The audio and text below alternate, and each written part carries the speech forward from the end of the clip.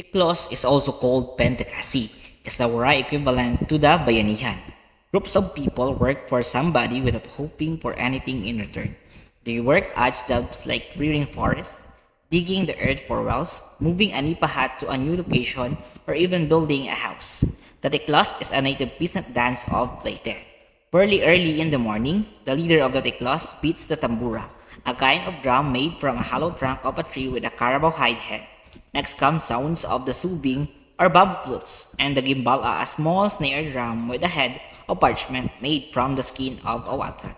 Let's welcome the group 3 as we perform the Tiklos. Tiklos, folk dance.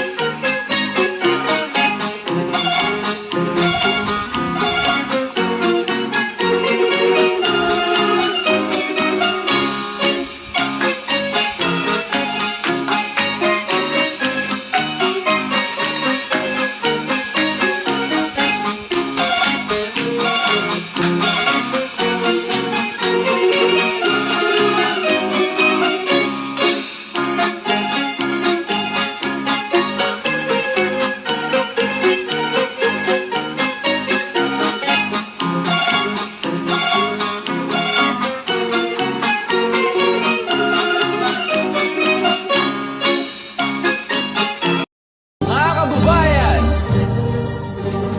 turn up!